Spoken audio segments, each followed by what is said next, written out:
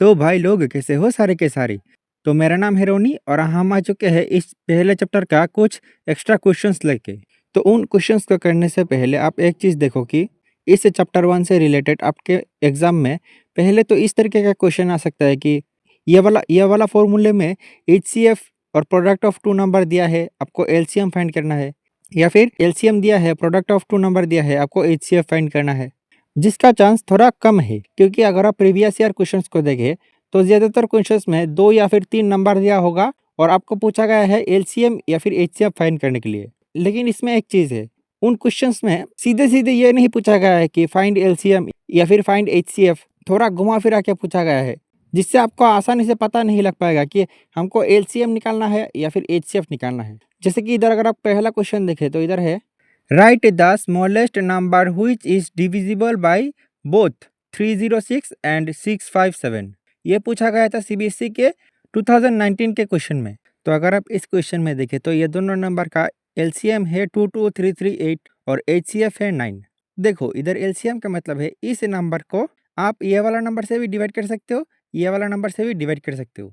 लेकिन कैच ये है कि ये वाला नंबर सबसे छोटा नंबर है जिसको आप ये दोनों नंबर से ही डिवाइड कर सकते हो। मतलब कि मैं समझाता हूँ, जैसे कि 2 और 3 ले लो, तो 2 और 3 से आप 6 को डिवाइड कर सकते हो, वैसे ही 2 और 3 से आप 12 को भी डिवाइड कर सकते हो। लेकिन इधर पे अगर आप देखें तो 6 होगा इन दोनों नंबर का एलसीएम, क्योंकि 6 सबसे छोटा वाला नंबर है जिसको 2 से भी डिवाइड किया जा सकता है और 3 से भी डिवाइड किया जा सकता है। वैसे ही अगर आप एचसीएफ को देखें तो वो 9 ही सबसे बड़ा नंबर है जिससे आप इसको भी डिवाइड कर सकते हो, इसको भी डिवाइड कर सकते हो। वैसे ही अगर आप देखें तो इसको 3 से भी डिवाइड कर सकते हो, इसको 3 से भी डिवाइड कर सकते हो, लेकिन 3 सबसे बड़ा नहीं है, सबसे बड़ा है 9।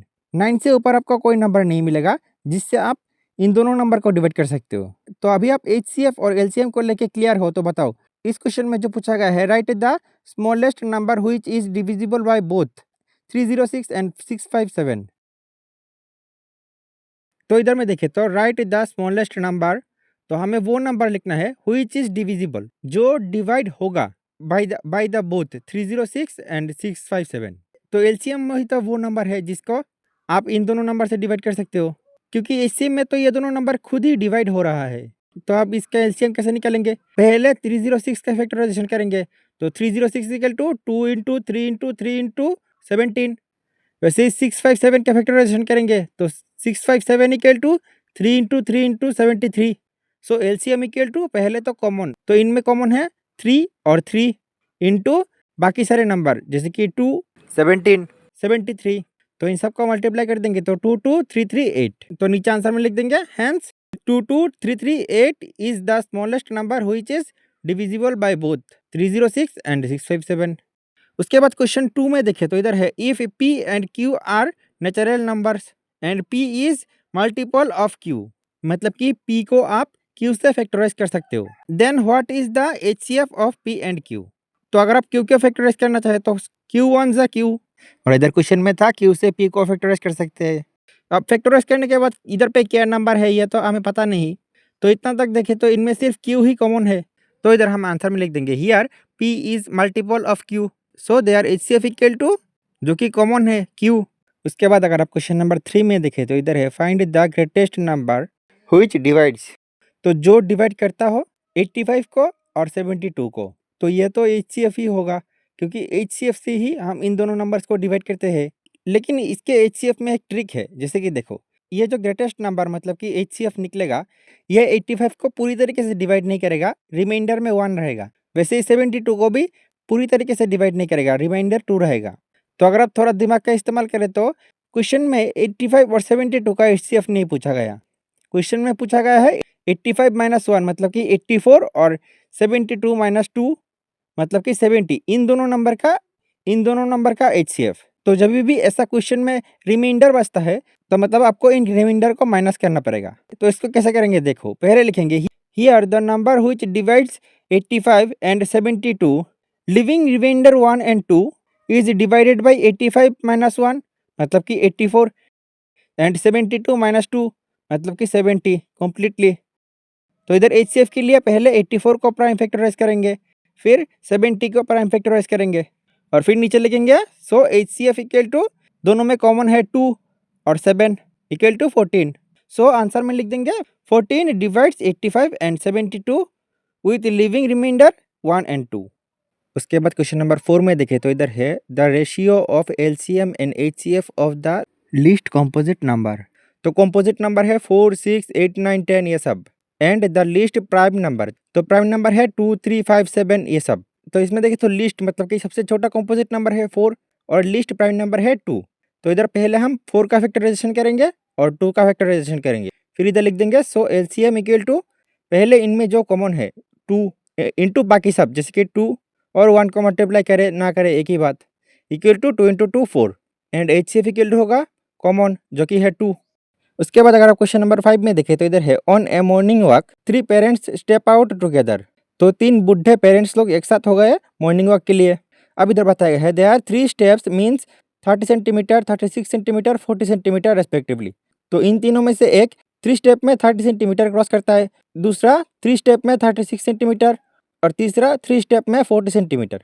तो अगर आप याद करें तो इस तरीके का एक क्वेश्चन एक्सरसाइज 1.1 में भी था। उधर देखे तो रवि ज़्यादा स्पीड से ड्राइव कर रहा है और सोनिया उससे कम स्पीड से ड्राइव कर रहा है। तो इधर भी देखे तो एक ज़्यादा फास्ट है और एक थोड़ा ज़्यादा स्लो है। तो हमें बताया गया है what is the minimum distance each should walk so that each can cover the same distance in complete step.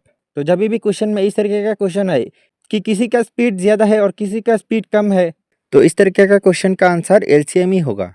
तो इधर आंसर में लिख देंगे since the 3 parents step out together and they are 3 steps measured 30 centimeter, 36 centimeter, 40 centimeter respectively. So LCM will be the minimum distance each should walk so that each can cover same distance in complete step.